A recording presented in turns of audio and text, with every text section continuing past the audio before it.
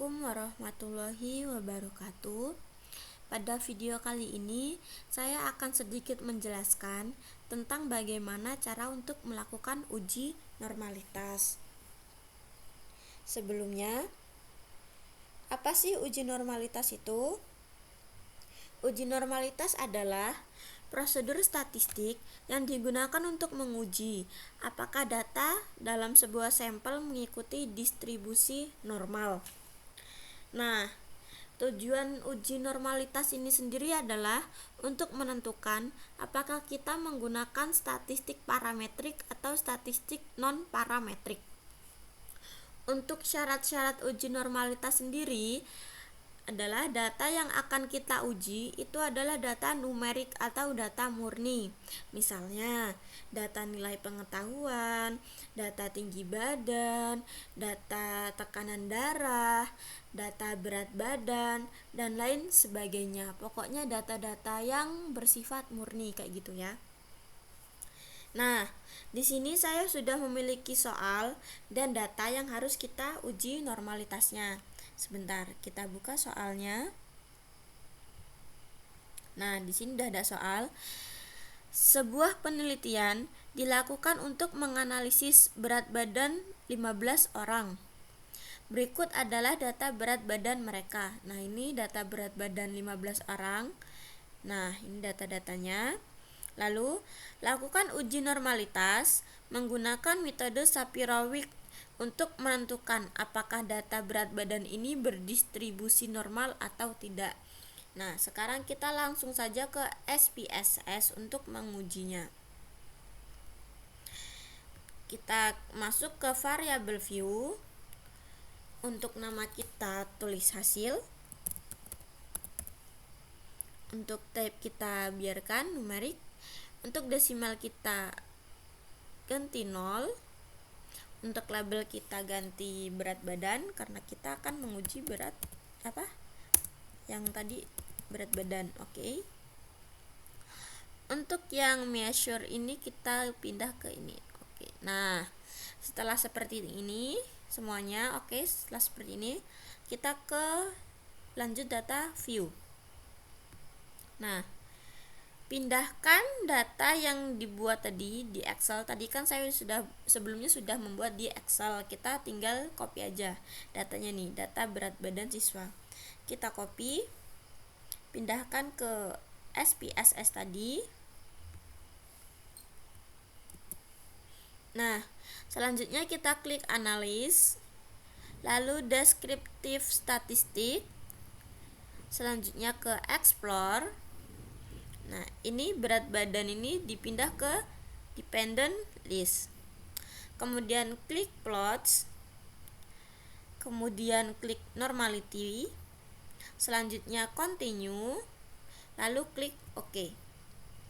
Nah, di sini kan banyak nih tabel-tabelnya. Nah, yang akan kita gunakan adalah yang test of normality. Yang tabel ini yang kita gunakan, oke? Kita besarkan terlebih dahulu. Nah, di sini nih. Test of normality.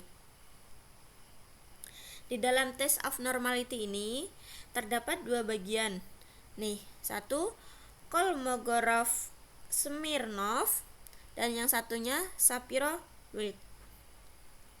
Di mana penggunaan Kolmogorov-Smirnov ini dan Shapiro-Wilk ini ditentukan oleh berdasarkan jumlah respondennya. Nah, Kolmogorov-Smirnov ini digunakan jika jumlah responden lebih dari 30 responden atau 30 orang gitu ya. Kalau untuk yang Shapiro-Wilk ini digunakan untuk jika respondennya di bawah 30 orang atau 30 responden. Nah, kalau 30 responden kita pakai yang Kolmogorov-Smirnov ini. Kalau misal kurang dari 30 responden kita pakai yang Shapiro-Wilk ini. Nah, berhubung data yang saya ambil tadi adalah data yang jumlahnya hanya 15 atau 15 responden, jadi kita menggunakan yang Shapiro-Wilk ini. Nah, di dalam Shapiro-Wilk ini masih ada 3 bagian nih. Ada statistik, ada degree of freedom atau DF, terus ada signifikasi atau sig. Nah, yang kita gunakan ini datanya nanti adalah yang signifikasi atau yang sig. Jika nilai signifikasi di atas 0,5 atau lebih dari 0,5, maka data Anda berdistribusi normal. Dan jika nilai signifikasi di bawah 0,5, nilai ini atau kurang dari 0,5, maka data Anda berdistribusi tidak normal. Berhubung data yang saya pakai ini, yang saya tes tadi, yang signifikasinya ini kan lebih dari 0,5. Jadi, ini datanya berdistribusi normal. Nah, kalau udah normal gini, jika data berdistribusi normal, maka uji yang akan dilakukan nanti adalah uji parametrik. Dan sebaliknya, jika data yang diuji tidak normal atau kurang lebih dari 0,5, maka yang akan kita gunakan adalah uji non parametrik, gitu ya. Paham kan sampai sini? Nah, misal kita ada di kondisi lain yang menggunakan dua data, kita buat dua data. Nah, sedangkan hasil data keduanya itu tidak sama, alias satunya berdistribusi normal, satunya tidak. Nah, itu gimana? Jadi kesimpulannya gimana tuh? Nah, jadi kalau misal satunya normal, satunya tidak normal, itu berarti kedua datanya tidak normal. Gitu. Dan kalau misal satunya normal, nah itu baru normal. Tapi kalau satunya tidak normal, satunya tidak normal, atau salah satunya aja tidak normal, itu berarti datanya sudah tidak normal. Nah, kalau tidak normal, berarti untuk kedepannya menggunakan uji yang non parametrik. Kalau misal normal, pakai yang parametrik, gitu ya.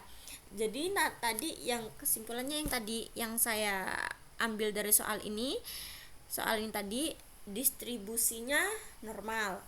Jadi nantinya bakal diuji lagi untuk yang pakai uji parametrik gitu. Sekian penjelasan dari saya, semoga bermanfaat. Jika ada yang kurang paham boleh ditanyakan di kolom komentar ya. Udah segitu dulu. Terima kasih. Wassalamualaikum warahmatullahi wabarakatuh.